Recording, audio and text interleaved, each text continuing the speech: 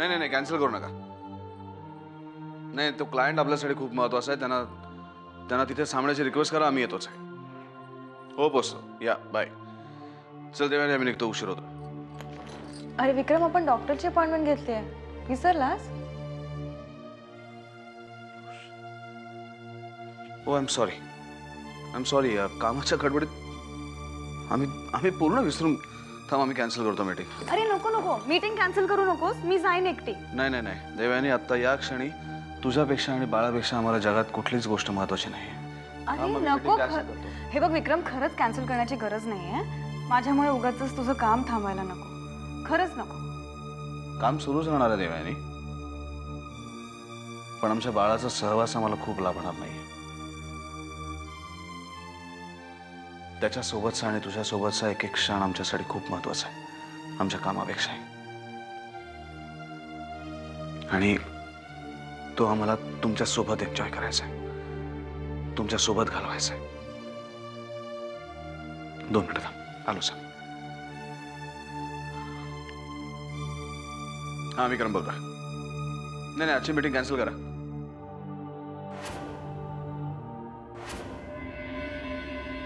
एका अनपेक्षित क्षणी आम्ही स्वतःवरचं नियंत्रण हरवून बसलो आणि आता काय वाईट परिस्थिती ओढवली आमच्यावर.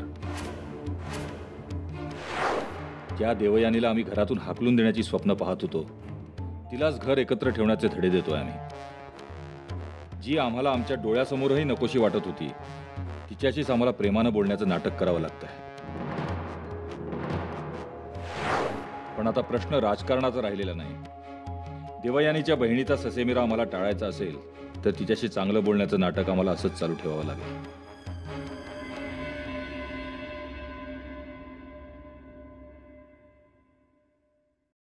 काय सकाळी सकाळी कसला हिशोब करताय? अहो मी काय म्हणते, कसली आकडेवारी चालली आहे? बघतोय प्रॉव्हिडंट फंड, LIC यामधून किती पैसे उभे राहतात ते. कशासाठी? म्हणजे त्या पैशाची आत्ता तुम्हाला काय गरज आहे? असं काय करतेस अभिलाषा? केतकीच्या वडिलांकडून घेतलेलं कर्ज फेडायला नको, त्याची जुळवाजुळव करतोय. हो पण काय गरज आहे? देव म्हणाली ना ती पैसे देणार आहे म्हणून, मग तुम्ही का टेन्शन घेताय? टेन्शन घेताय म्हणजे टेन्शन येणारच ना अभिलाषा. देवनी जबाबदारी घेऊन पैसे द्यायचं कबूल केलं, हेच मला मुळात पटत नाहीये. खरं तर देवकडून पैसे घेणं हेच मला पटत नाही. पण देवनी पैशाची जबाबदारी घेतली तेव्हा तर तुम्ही काहीच बोलला नाहीत. हो, कारण ती वेळच तशी होती. मुळात मला देवकडून काय किंवा विक्रमकडून काय पैसे घेणं हेच पटत नाही. तुम्ही आज असं अचानक का बोलताय मला काहीच कळत नाहीये. काय प्रॉब्लेम काय त्यांच्याकडनं पैसे घ्यायला? अभिलाषा, अमोल आपला मुलगा आहे, त्याची जबाबदारी आपली आहे. त्याच्या भल्यासाठी जे काही करावं लागेल ना ते आपण करू ना. इतरांना का उगीच त्रास? देव परकी आहे का आपल्यासाठी? देव परकी नाहीये, प्रेमापोटीच ती ही जबाबदारी उचलते हे मलाही कळतंय. पण तरीही तिच्याकडून पैसे घेणं नाही, मला नाही पटत. मग काय ठरवलंय तुम्ही? कुठून आणणार आहे तेवढे पैसे? तोच हिशोब करत होतो मी. प्रॉव्हिडंट फंडमधून पैसे उभे राहतील आणि बाकीचे बघू, त्याची काही ना काहीतरी तजवीज करीनच ना मी. अहो असं काय करताय तुम्ही? आत्ताच जर PFचे पैसे संपवले तर मग पुढे आपल्या हातात काहीच शिल्लक राहणार नाही. अमोलच्या शिक्षणासाठी जर हे पैसे खर्च केले तर आणखीन जर काही प्रॉब्लेम आला तर कुठून आणणार आहोत आपण पैसे? ते बघू ना, पुढचं पुढे बघू आपण. हे बघ, अजून खूप वर्ष माझी सर्व्हिस बाकी आहे, काहीतरी तर मॅनेज करीनच ना मी. पण या सगळ्यासाठी देऊला त्रास नको. देऊला नाही त्रास होणार, तुम्ही उगाच काळजी करताय. अभिलाषा, असं काय करतेस? देऊ आपली असली तरी ती आता राजेश रिकेंची सून आहे. तिला तिचे काही प्रॉब्लेम्स असतील ना, आणि आपल्या मुलाची जबाबदारी ही आपली आहे. मग त्यासाठी काहीही करावं लागलं तरी मला चालेल.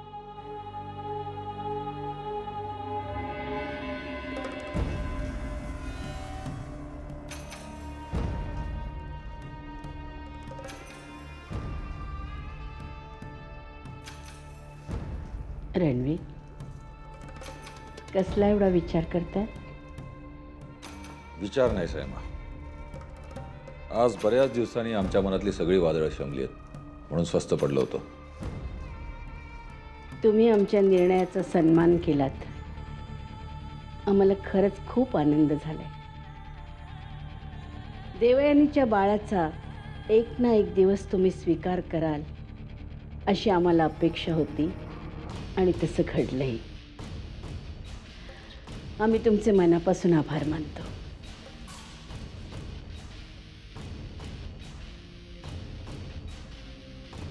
साईमा, आभार कशाला म्हणता? यामागे आमचाही स्वार्थ आहेच की.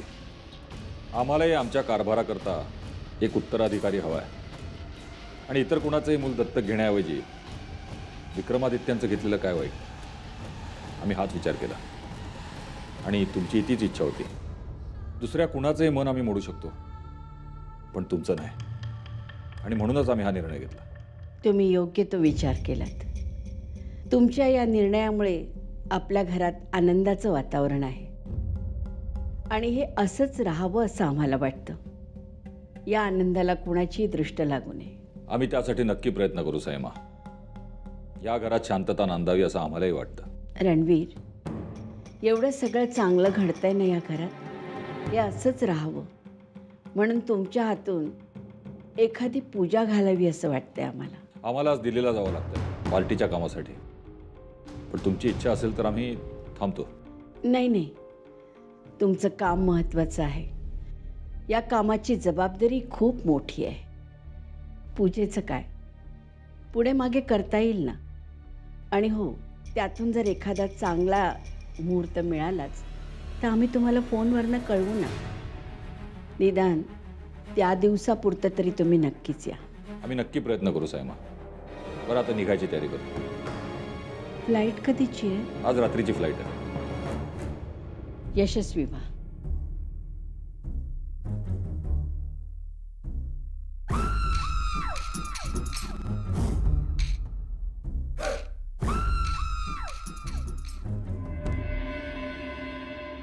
झालं तुझं समाधान? मी म्हटलं होतं इंदोरला जाऊन आपल्या हाताला काहीही लागणार नाही. तेच झालं. काहीही माहिती मिळाली नाही आपल्याला. सर, मी मान्य करते की आपल्याला तिथे जाऊन काही माहिती हाती आली नाही, पण हेही तितकंच खरं आहे की आपली खेप वाया गेली नाही सर. निदान आपल्याला हे तरी कळलं की नताशाची आर्थिक परिस्थिती हालाकीची होती. आणि बरं झालं आपण तिच्या घरच्यांना सांगितलं नाही की ती पैशासाठी काय काय करायची.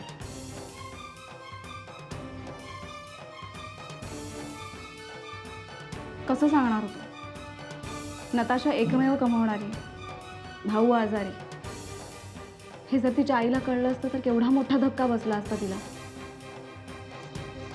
असंही ह्या सगळ्या गोष्टी कळल्यानंतर तिच्या घरच्यांना धक्का बसणारच आहे.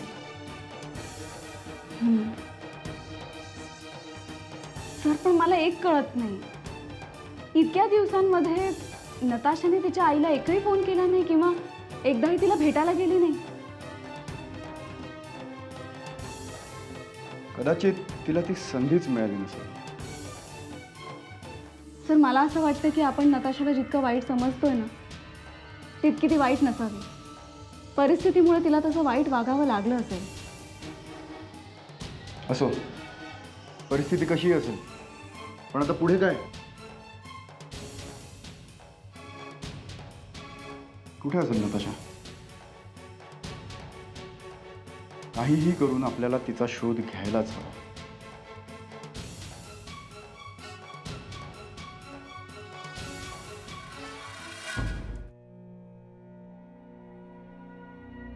तुझ्यासाठी काही चहा कॉफी वगैरे आणू? नाही नको.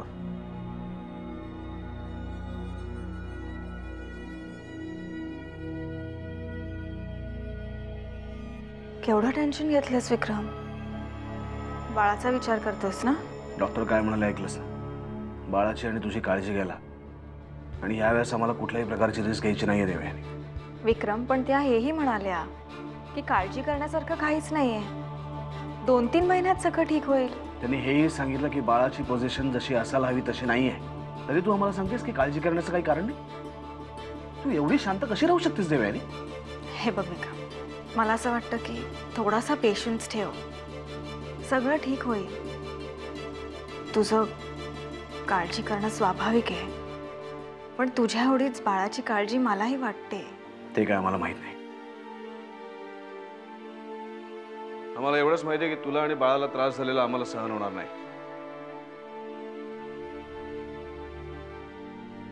आज तूच घाबरतोयस विक्रम. एरवी तू मला धीर देतोस, आज मला तुला समजावं लागतंय. देवयानी, तुझ्या अपघातानंतर आमची काय अवस्था झाली होती हे आम्हाला चांगलं माहिती आहे. ती परिस्थिती आम्हाला परत उद्भवू द्यायची नाहीये. तुझ्या बाबतीत आता आम्हाला कुठलीच रिस्क घ्यायची नाहीये. तू आम्हाला काय वाटेल ते म्हण, पण पूर्वीपेक्षा आता आम्हाला तुझी जास्त काळजी वाटते देवयानी. मी खरंच खूप लकी आहे ना, मला तुझ्यासारखा नवरा मिळाला. तू असाच माझ्या सोबत राहा, मला दुसरं काहीच नको. मी तुझ्या सोबतच असणार आयुष्यभर. आणि खरं तर आम्ही स्वतःला खूप भाग्यवान समजतो, कारण तुझ्यासारखी बायको आम्हाला मिळाली.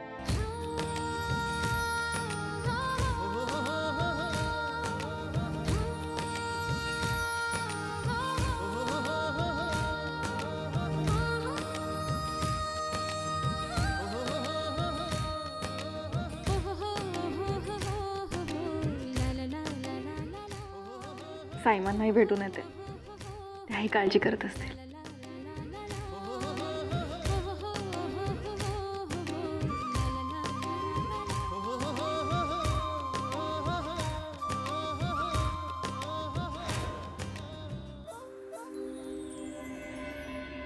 आलीच जाऊन काय म्हणाले डॉक्टर? काय नाही, सगळं ठीक आहे म्हणाले. फक्त ते बाळाची पोझिशन थोडीशी ऑड आहे, पण ती पुढच्या महिन्यापर्यंत नीट होईल म्हणाले. देवयानी, आम्ही तुला सतत सांगत असतो की आराम कर, आराम कर, पण तू कुणाचं काहीच ऐकत नाहीये. आता तुला स्वतःची काळजी स्वतःच घ्यायला हवी.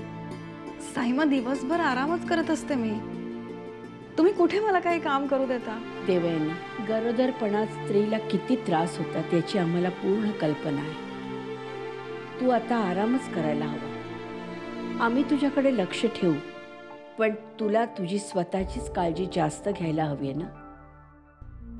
आता तू जा आणि आराम कर. पण साईमा, जा म्हणतो ना आम्ही.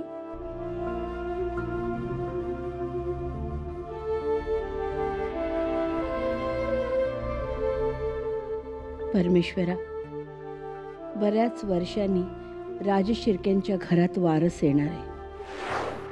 अशा वेळी आता आमची परीक्षा पाहू नकोस. बाळाला आणि आईला दोघांनाही सुखरूप ठेव.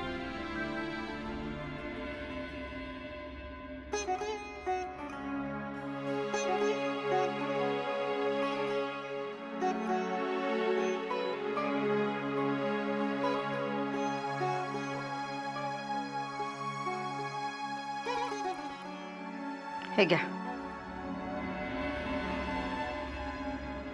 काय PF मधून पैसे काढण्याची काहीच गरज नाही. हे दागिने मोडा आणि केतकीच्या वडिलांचे पैसे द्या. अभिलाषा, दागिने विकायची काही गरज नाहीये. मी म्हणालो ना तुला, काहीतरी तजवीज करीन ना मी. पर्सनल लोनसाठी मी अप्लाय करणार आहे. होईल ना, पैशाची व्यवस्था होईल. थोडा वेळ लागेल कदाचित, पण एक कर्ज फेडण्यासाठी दुसरं घ्या, दुसरं फेडण्यासाठी तिसरं घ्या. यातून प्रश्न सुटणार नाही.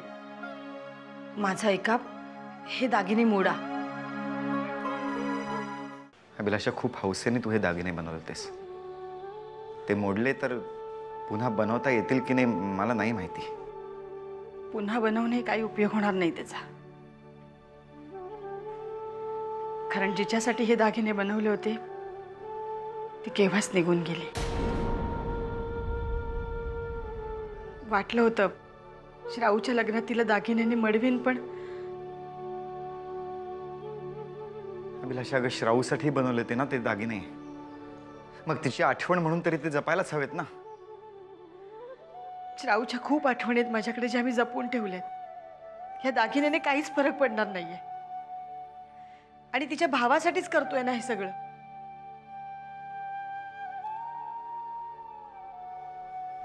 श्रावणे स्वतःहून दिली असतं तर नकार दिला असतात. आपल्या अमोलच्याच फायद्याचं आहे ना ते. ऐका ना प्लीज.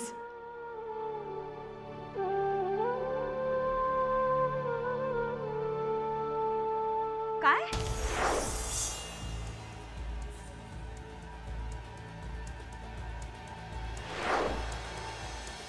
हे बघ साक्षी, तुझी ना काहीतरी चूक होत असेल अगं.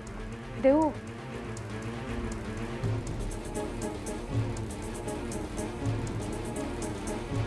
हे बघ, पण भैया साहेबांनी खून केलाय हे सिद्ध करण्यासाठी तुमच्याकडे पुरावे आहेत का?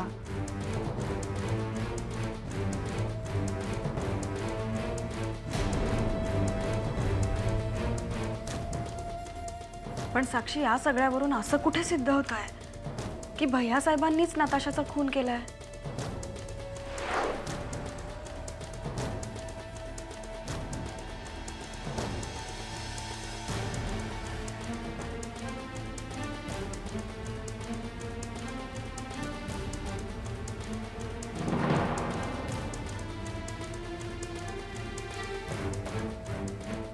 हे बघ साक्षी, माझी एक रिक्वेस्ट आहे, प्लीज असं काही करू नकोस ज्यामुळे भैया साहेबांवर कुठलाही संकट येईल.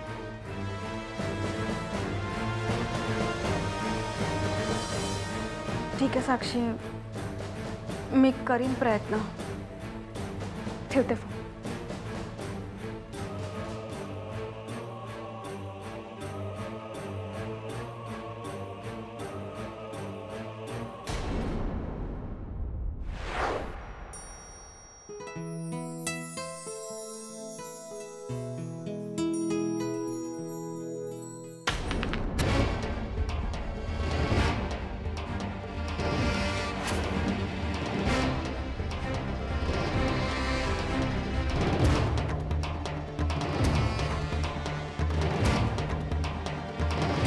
वहिनी,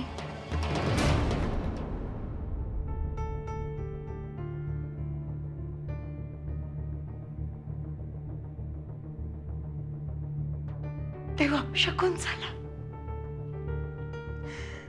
आमच्या हातनं कुंकवाचा करंडा पडला.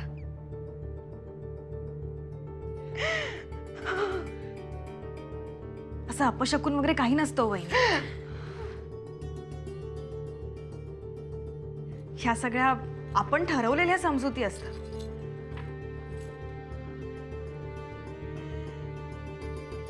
तुझं आमच्याकडे काहीतरी काम होतं ना? नाही, सहज तुम्हाला भेटायला आले होते. तुझ्या डोळ्यात दिसतंय आम्हाला काहीतरी विशेष काम होतं तुझं. सांग ना, काय झालंय? नाही, काही झालं नाहीये वहिनी. साक्षीचा फोन आला होता. ती म्हणत होती की त्यांना संशय आहे की नताशाचा खून झालाय.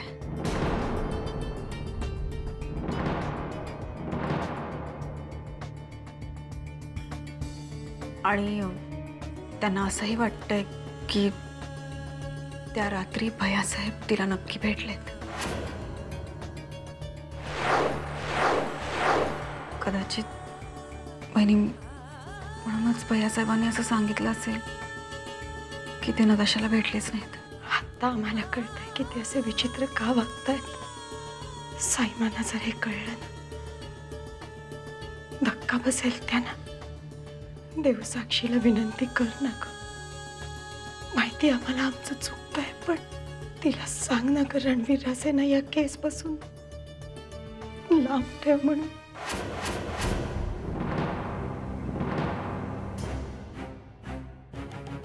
वहिनी, आत्ता त्यांना फक्त संशय आहे आणि आपण भैयासाहेबांवर विश्वास ठेवूया ना. मी साक्षीशी बोलण्याचा प्रयत्न करते, पण वहिनी, कर्तव्यांपुढे ती कुठल्याही नात्यांना नाही जपणार. तरी मी तिच्याशी एकदा बोलून बघेन.